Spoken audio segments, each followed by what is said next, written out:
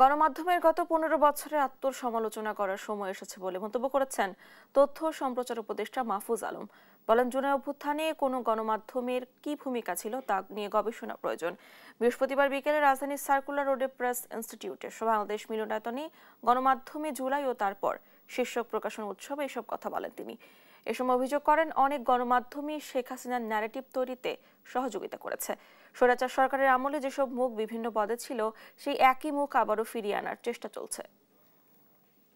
এই বলে আমি স্বীকার করে নিচ্ছি আজকে যে 8 আগস্টে যখন 8 আগস্ট বা 6 আগস্ট হবে, সজীব ওয়াজেদ জয় যিনি, উনি কিন্তু একটা স্ট্যাটাসে দিয়েছিলেন মবক্রেসি শব্দটা। আজকে বাংলাদেশে ঘুরে ফিরে ওই শব্দের ভিতরে নিয়ে যাওয়ার সুযোগ, নিয়ে যাওয়ার সম্ভব হয়েছে।